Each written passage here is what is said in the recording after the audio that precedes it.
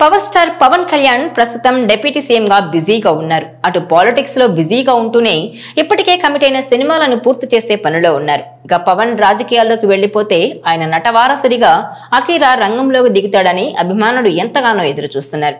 ఎప్పుడెప్పుడు అఖీరా టాలీవుడ్ ఎంట్రీ ఇస్తాడా అని ఈగర్ గా వెయిట్ చేస్తున్నారు. ఇప్పటికే అఖీరా తండ్రిని మించిన అందంతో హీరోలను తలపిస్తున్నాడు. ఇటీవల తరచూ తండ్రితో కలిసి కనిపిస్తూ స్పెషల్ అట్రాక్షన్ గా నిలుస్తున్నాడు. దీంతో అఖీరా త్వరలో సినిమాల్లోకి రావడం ఖాయమంటూ వార్తలు వస్తూనే ఉన్నాయి. అయితే అఖీరా టాలీవుడ్ ఎంట్రీ 2 ఏళ్ల తర్వాతేనంటూ కూడా మరో ప్రచారం కూడా జరుగుతోంది.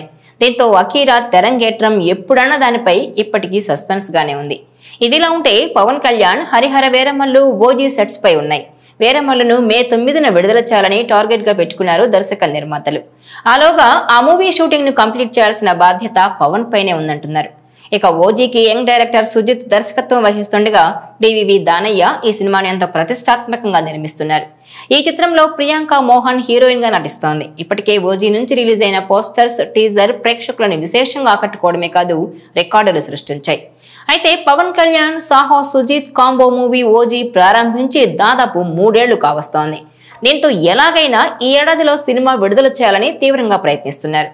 అయితే వీరమల్లు షూటింగ్ పూర్తి అవగానే పవన్ ఓజీకి డేట్స్ ఇస్తారని తెలుస్తోంది.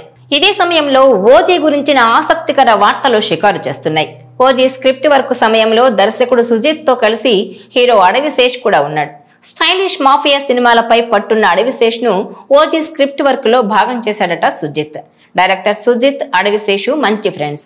శేషు మాఫియా సినిమాలు తీయడంలో దిట్ట. అందుకే ఓజీ స్క్రిప్ట్ వర్క్ లో శేషును కూడా యాడ్ చేశారు. అందులోనూ రేణు దేశాయ్కు శేషు మంచి స్నేహితుడు. అఖీరా, ఆద్య అప్పుడప్పుడు శేష్ తోనే కనిపిస్తూ ఉంటారు. ఇక ఓజీ స్క్రిప్ట్ రాసేటప్పుడే శేషు పవన్ తో కొన్ని ఆలోచనలు పంచుకున్నాడట. ఓజీ కథను 2 పార్టులుగా తీద్దామని మొదటి భాగం చివర్లో అఖీరాను పరిచయం చేసి 2వ భాగంలో అతన్నే హీరోగా లాంచ్ చేయొచ్చనే అభిప్రాయాన్ని వెల్లడించాడట శేషు. స్క్రిప్ట్ వర్క్ సమయంలోనే ఓజీ సినిమాను 2 పార్ట్లుగా తీయాలని అడవిశేషు సూచించాడట. అంతేకాకుండా ఒక పాత్రను క్రియేట్ చేసి అఖీరాను ఓజీతో పరిచయం చేయాలని అడవిశేషు ఆలోచన చేశాడట. అయితే పవన్ మాత్రం వాటిని తిరస్కరించాడని టాక్ నడుస్తోంది.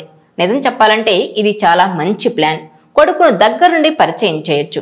కానీ ప్రస్తుతం తానున్న పరిస్థితుల్లో 2 పార్టులుగా సినిమాను చేయడం తనకు సాధ్యం కాదని సింగిల్ పార్ట్గానే ముగించాలని పవన్ సుజిత్ కు సూచించాడట.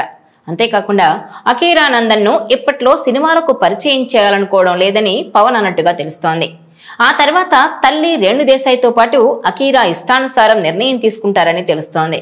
ఒకవేళ అఖీరా హీరోగా టాలీవుడ్ లోకి రావాలనుకుంటే మంచి డైరెక్టర్ తో డెబ్యూ మూవీ చేయించాలనే ప్లాన్ లో ఉన్నట్టు సమాచారం. దాంతో ఓజీ 2 క్యాన్సిల్ అవ్వడంతో అఖీరా ఎంట్రీ ఇప్పుడే లేదని క్లారిటీ వచ్చింది. ఇక ఓజీలో పవన్ కళ్యాణ్ ను స్టైలిష్ మాఫియా డాన్ పాత్రలో చూడబోతున్నాం. సాహోని మించి ఓజీ అద్భుతంగా ఉంటుందనే టాక్ తో ఫ్యాన్స్ లో అంచనాలు ఓ రేంజ్ లో ఉన్నాయి. ప్రియాంక అరుల్ మోహన్ హీరోయిన్ గా నటిస్తున్న ఈ సినిమాకు తమన్ సంగీతాన్ని అందిస్తున్నారు. అన్ని అనుకున్నట్టుగా జరిగితే ఈ ఏడాది అక్టోబర్ లేదంటే డిసెంబర్లో సినిమాను విడుదల చేయాలని మేకర్స్ భావిస్తున్నారు. మరి అది ఎంతవరకు సాధ్యమవుతుంది అనేది చూడాలి. ఒకవేళ ఈ ఏడాది సాధ్యం కాకుంటే వచ్చే ఏడాది సమ్మర్ వరకు వెయిట్ చేయాల్సిందేనంటున్నారు.